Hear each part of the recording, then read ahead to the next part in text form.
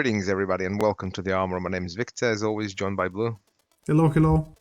And today we're looking at the brand new, fantastic product from LSS that's created in collaboration with Tolarian Community College. That's Round the Table. It's a product specifically designed for Ultimate Pit Fight format. Yeah, and it's I believe with 100 plus new cards, and it's coming in with 4 blitz decks basically. Obviously, you need them to play the Ultimate Pit Fight, and 3 of them are new heroes. The Professor is an alternative art to the new Teklovesen hero that we're getting in Bright Lights. But we're also getting a new Bard as Melody Sing-Along and a new Guardian with Brevant Civic Protect.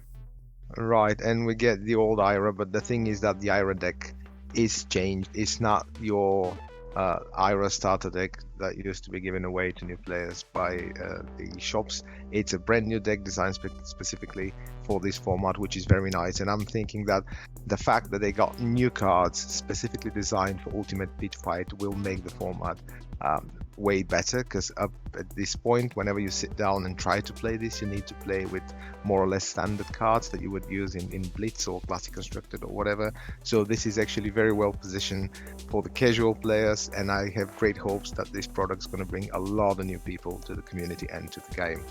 Yeah, most definitely, right? The Professor released a video announcing this product, and a lot of the comments are essentially this.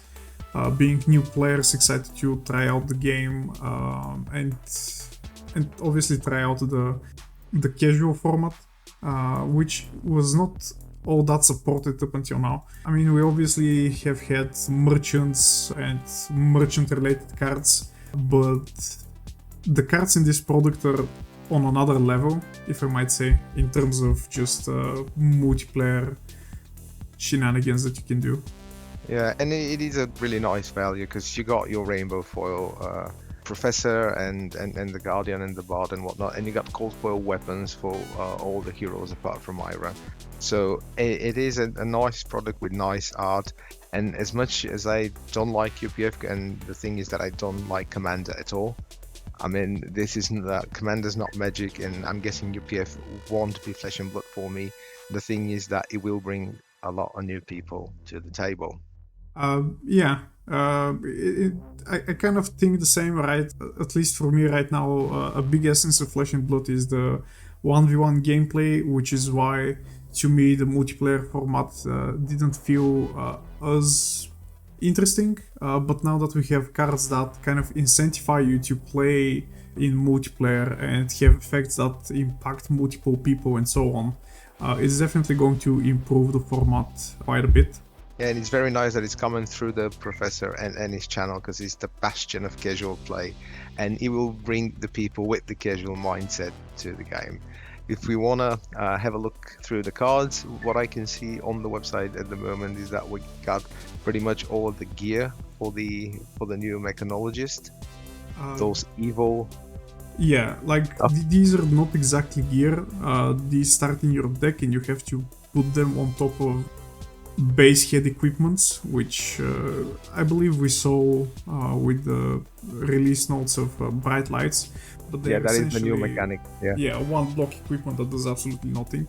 Yeah, and all of the ones the Professor has in this UPF product are blue 3 costs that have Battle Worn and Block for 2. Telescope has the effect that allows you to target any opposing hero with your Teklo Blaster, and Teklo Blaster is a new Mechanologist weapon, which we do not have reviewed here, but in the Professor's video, I think we see it as a 3 resources for 2 damage.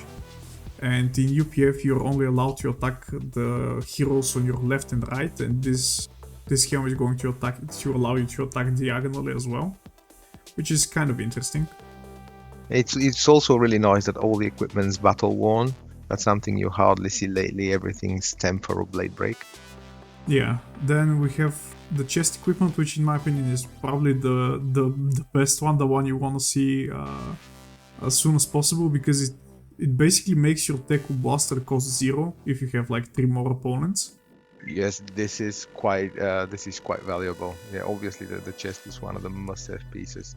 Yeah, and coupled with the hands that give you +1 power to your tackle blaster for each opposing hero as well. If you have both of these, essentially your weapon is a 0 resources for 5, which is quite potent.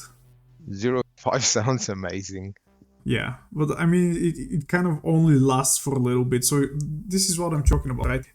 With these equipments, you are incentivized to not single out a single person, because if you do that, you yourself get weaker. Yeah, and the pistol loses attack, because the nice thing with the legs, what the legs do is they would give them go again. So you want to have as many people on the table as possible, so you can shoot them for free, but shoot each and every one, not just gain on one person each turn for free. I mean, I'm not sure you can do that because I believe the tackle blaster is once per turn, but basically you can start with the pistol and then play something else at the very least. Then we have 2 new mechanology stacks, both of them costing 3 as well. The first one is Apocalypse Automaton. You can play it only if you already have an Evo equipped, and it has an Evo upgrade. This attacks up to X target opposing heroes, where X is the numbers of Evos you have equipped. So this is a big tank-like machine, basically allows you to attack all of your opponents if you have a bunch of Evos equipped. It's a bit of AoE, yeah, and it really gives me Siberia vibes. I don't know if you've played that game. There were like automatons all over the place. No, I haven't, but I can imagine. Yeah, it's cool. And the next one is Mechanical Strand. That's an Evo update, and this gets +X, where X is the number of Evos you have equipped. So again, starts with a base power of 5 that can get up to 9. Seems so, but I'm not really sure, because I believe Evos can be put on top of other Evos, and I'm not sure if that's going to count both of them as equipped. I guess we'll see when the rules come along with bright lights. Yep, it will be interesting. So we're moving onwards to the Bard character. Melodies, sing along. By the way, I really love the art on this one. It's really nice. The art is very nice. In my opinion, they have really hit the nail on the head with the flavor and design of both the Bard and the Guardian that we'll see later, and just their like multiplayer archetypes and like incentives to play the game. So she has, whenever she plays a song, which is a type of card that we'll see, she creates 1 copper for each opposing hero. Basically, you play songs and your opponents pay you up. Very flavorful. She has a fiddle, a 2-handed fiddle. Jinglewood Smash Hit, and once per turn action for 3 resources, target opposing hero chooses and creates a Might, Quicken, or Vigor token. You create a copper token and go again. Attacks for 0, and when this hits, destroy it. It's also very flavorful that when you hit with your musical weapon, it gets destroyed. Yeah, it's like a rock and roll Kurt Cobain smashing guitars on stage. The Might and the Vigor token, I believe, are new. I can't remember what the Vigor token does, but I believe the Might token just gives you +1 to your next attack. Yeah, I guess we'll see when the full release comes. Anyway, Song of Jack Be Quick. Create a Quicken token under each other hero, and that's basically what all of the songs do, right? They're all blue 0-cost 3 blocks that do not have go again, and you play them and they give everyone something. Yeah, I'm looking at all the cards and this character. This is definitely a support character, and she does nothing on her own.